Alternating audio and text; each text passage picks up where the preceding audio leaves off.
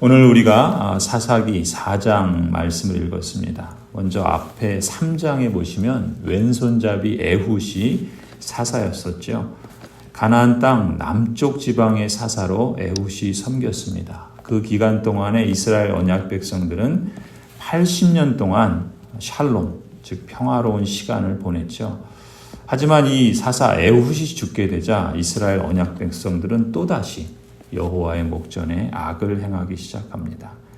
그리고 이어진 오늘 본문 4장에 보면 언약에 신실하신 하나님께서는 갈릴리 바다 북쪽에 위치한 하솔성의 가나안 왕 야빈을 일으켜서 이스라엘 언약 백성들을 20년 동안이나 뒷밟도록 그렇게 징계하십니다. 20년 동안이나 학대를 받은 이스라엘 언약 백성들이 여호와께 부르짖으며 다시 찾아오죠. 4절을 보시면 그때 여호와 하나님께서 여선지자 드보라를 사사로 세우십니다. 그리고 이스라엘 언약 백성들을 구원해 주시죠. 이 여선지자 드보라가 사사로 있는 동안에 이스라엘 언약 백성들은 40년 동안 샬롬, 즉 평화를 누리게 됩니다. 근데 오늘 본문을 보시면 우리가 주목할 만한 특징이 있어요. 하나님께서 구원자로 세우신 이 사사가 앞서 처음 하나님께서 세우신 사사는 온니엘이었습니다. 온니엘은 유력한 사람이고 좋은 가문에 그야말로 능력이 충만한 그런 사사였어요. 그리고 그 다음 에훗도 하나님께서 세우신 사사였는데 이 온니엘이나 이 에훗은 모두가 남자들이었죠. 그런데 오늘 본문을 보시면 하나님께서 구원자로 세우신 사사가 앞서 등장했던 남자들과 같은 그런 사람이 아니라 여자라는 사실이에요. 여사사 드보라죠. 특히 4절에 보시면 이 사사 드보라를 소개하는 표현으로 랍비돗의 아내다라고 이렇게 표현한 것을 보면요. 이 사사가 여자라는 점을 강조하고 있는 것처럼 보입니다. 물론 오늘날에는 여성 지도자들을 우리 사회의 각 분야에서 어렵지 않게 찾을 수 있습니다.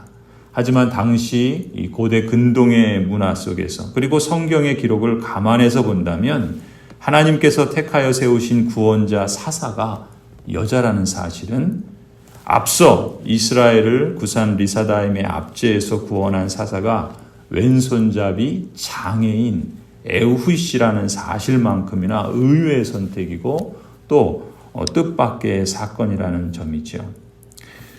그렇다면 하나님께서 왜 이처럼 의외의 선택을 통해서 일하시는 걸까? 오늘 우리가 이 점을 주목할 필요가 있습니다. 성경은 이스라엘 언약 백성의 구원이 사람의 손에, 사람의 능력에, 사람의 힘에 달려있는 것이 아니라라는 것을 이렇게 보여주시는 것이죠. 오직 언약에 신실하신 하나님에게 구원이 달려있다라는 사실을 우리에게 일깨워 주시고자 함입니다. 그야말로 여사사 드보라는 구원은 사람의 손에 달린 것이 아니라 오직 하나님께 속한 것이다 라는 이 진리를 예시해 주는 그러한 일종의 그런 상징적인 인물이라고 볼 수도 있습니다.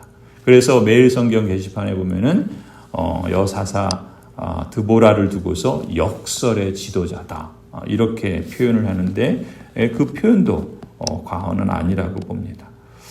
그런데 6절을 보시면 이 사사 드보라가 이 하나님의 명령을 동역자 바락에게 전달하죠. 이 바락은 아마도 당시에 장군이었던 것 같아요. 이 바락이라는 이름의 뜻이 이 바락, 요즘 이제 라피도라고 하는 이 회사, 그 스포츠웨어 회사도 있는데 이 라피도예요. 말하자면 번개 같은 거예요.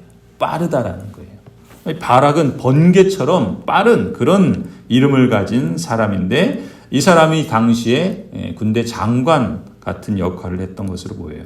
그런데 이 드보라가 이미 하나님의 그 인정을 받고 지도자로서의 권위를 이스라엘 사람들에게 인정받은 것 같습니다. 그래서 사사 드보라가 하나님의 명령을 이 장군인 바락에게, 동역자죠. 이 바락에게 전달을 합니다. 6절에 보면 이렇게 기록하죠. 하루는 사사 드보라가 사람을 보내어 납달리의 게데스에서 아비노함의 아들 동역자 바락을 불러다가 그에게 말하였다.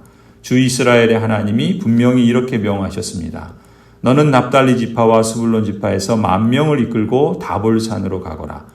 야빈의 군지휘관 시스라와 그의 철병거와 그의 많은 군대를 기손 강가로 끌어들여 너의 손에 넘겨주겠다. 하나님께서 드보라 사사를 통해서 명령을 주신 것이죠. 당시의 그 지리나 그 지명들은 우리에게 익숙하지 않은데 우리가 잘 아는 갈릴리 호수가 있죠. 이 갈릴리 호수 남쪽에 이스라엘 평원이 있어요. 이스라엘 평원은 갈멜산에서 올라가서 보면은 아주 진짜 쫙 평원으로 펼쳐져 있습니다. 그리고 멀리 희미하게 보이는 마치 이렇게 우리 밥그릇 그 뒤집어 엎어놓은 것 같은 산이 하나 보여요. 그 산이 다볼산입니다. 이 보통 이제 우리가 신약성경에 보면 예수님께서 그 제자들과 함께 변화산이라는 곳에 올라가죠.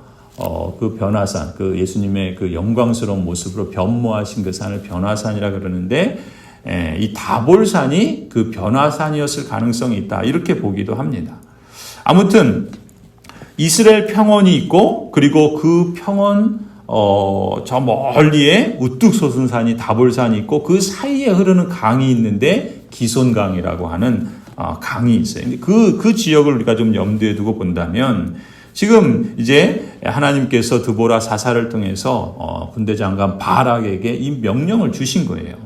그런데 8절을 보세요. 8절을 보시면 이 군대 장관 바락이 사사 드보라에게 이렇게 대답합니다. 그대가 나와 함께 가면 나도 가겠지만 그대가 나와 함께 가지 않으면 나도 가지 않겠소. 바락은 지금 하나님의 명령을 전달하는 사사 드보라의 말씀에 대해서 조건을 다는 거예요. 어떤 조건을 답니까? 사사 드보라가 자신과 동행하면 자기도 가겠다는 거예요. 그러니까 하나님의 명령을 순종하는데 조건을 다는 거예요. 말하자면. 그러니까 바락이 왜 그럼 조건을 다는 걸까요? 조건을 단다는 건 뭐예요? 그것은 적극적이고 신속한 순종을 보이지 않는 거예요. 뭔가 조건을 달고서 주저하는 거죠. 왜 바락이 이렇게 조건을 달고 주저했는가? 사실 당시 상황을 보면 이해할 만해요. 왜냐하면 지금 하나님께서 사사 드보라를 통해서 10,000명의 군사들을 이끌고 지금 야빈을 치라. 그리고 그 야빈의 군대장관 시스라와 그 철병거, 당시의 이 철기 문화는 거의 우리나라의 그러니까 오늘날의 핵무기급 되는 아주 엄청난 강력한 무기예요. 그러니까 그것을 이긴다는 것은 불가능한 일인 거예요. 그런 면에서 이 바락은 지금 하나님의 명령이지만 그것을 신속하고 적극적으로 순종하기에는 사실 좀 주저했던 것이죠. 더군다나 혼자서 그 군사를 이끌고 출정하는 것은 쉬운 일이 아닌데다가 군사력으로 보면 이게 명확한 열세이기 때문에 이렇게 조건을 달고 주저했던 겁니다. 뭐 인간적으로 충분히 이해가 가죠. 하지만 문제는 뭐예요? 지금 이 사건을 기록하는 것을 보면은 인간적인 눈으로 상황을 판단하고 그리고 거기에 따라서 행동하는 이 방식, 이 바락의 방식이야말로 하나님의 능력을 체험하는 데 있어서 그게 한계일 수 있다는 것을 우리에게 보여줍니다. 9절을 보시면 이제 사사 드보라가 바락에게 대답하죠. 뭐라고 대답합니까? 그러자 드보라는 내가 반드시 장군님과 함께 가겠습니다. 이렇게 대답해요. 그런데 그 다음에 뭐라고 덧붙입니까? 그러나 그래요. 주님께서 시스라를 한 여자의 손에 내주실 것이니 장군께서는 이번에 가는 길에서는 영광을 얻지 못할 것입니다. 우리가 내일 본문에 보면은 하나님의 능력으로 정말 이게 사람의 힘과 능력으로 이기는 전쟁이 아니라는 것을 여실히 보여줘요. 그리고 또 이제 야엘이라고 하는 한 여인의 손을 통해서 이 시스라를 무찌르는 그러한 놀라운 역사를 이제 우리가 보게 됩니다. 하나님의 능력으로 시스라와의 전쟁에서 이스라엘이 승리하게 돼요. 그런데 9절의 그 표현처럼 그 전쟁에 출정한 장군이 누구예요? 바락이에요. 그런데 정작 그 승리의 영광을 이 바락은 얻지 못해요. 왜 그렇다 그래요? 앞서 보여준 것처럼 조건을 달고 또 인간적인 판단에 의해서 행동하고 그리고 주저하고 신속히 순종하지 않는 이런 모습을 통해서 오히려 하나님께서는 이 사사 드보라를 통해서 주님께서 시스라를 치셔서 이기게 하실 것인데 그 영광은 장군이 얻지 못한다. 이렇게 말씀하신다는 것이죠. 그 성취는 이스라엘의 장군인 바락에 의해서가 아니라 한 여인에 의해서. 지금 사사 드보라도 여인이라는 점을 강조하고 있는데 이 전쟁의 승리 역시도 하나님의 능력을 실감하게 하는 통로가 한 여인이라는 점을 우리가 내일 보게 될 거예요. 성도 여러분, 이 말씀을 통해서 우리가 주목할 점이 무엇이겠습니까? 사실 바락이 지금 의지하고 따라야 할 것은요, 사람이 아니에요. 심지어 사사 드보라도 아니에요. 또 그 사사 드보라의 말도 아니에요. 하나님의 명령과 하나님의 약속이었던 것이죠. 승리는 사람이 주는 게 아닌 거예요. 하나님에게서 오는 거예요. 하나님보다 사람을 더 신뢰하고 사람에게 기대를 거는 이 바락과 같은 사람은 하나님의 능력과 승리를 실감하기 어렵다라는 거예요. 실제로 우리도 그렇지 않습니까? 어떤 사람을 우리는 되게 의지하게 됩니다. 그리고 또 사람에게 기대를 걸어요. 그러다가 실망하고 그러다가 낭패를 보는 경우가 사실 적지 않죠. 더군다나 하나님의 일하심을 볼 때 그렇다는 거예요. 어제도 그런 말씀을 드렸죠. 믿음의 선택이 뭡니까? 믿음의 선택. 선택이라는 것은 무게를 재는 것이라 그랬어요. 믿음의 선택이란 것은 뭡니까? 하나님의 약속에 무게를 두는 거예요. 그리고 하나님의 말씀에 따라서 신뢰하고 따르는 것, 그것이 믿음의 선택이라고 말할 수 있어요. 오늘 이 바락의 경우는 그것의 일종의 반증이라고 볼 수 있는 것이죠. 성도 여러분, 하나님께서는 종종 아마 이미 그런 경험들을 실감하셨을지도 모르겠습니다. 저도 마찬가지예요. 우리가 어떤 선택을 할 때, 믿음의 선택을 할 때 하나님께서 일하시는 것을 실감하게 됩니다. 놀라운 역사를 실감하게 하시는 줄 믿습니다. 반대로 우리가 하나님의 그 말씀과 그 명령, 그리고 그 하나님의 약속에 대한 신뢰와 거기에 무게를 두고 결정하기보다는 인간적인 어떤 상황, 그리고 무엇보다 사람을 의존해서 선택하고 결정할 때 사실 그것이 우리의 발목을 잡을 수 있다. 그것을 우리가 기억했으면 좋겠습니다.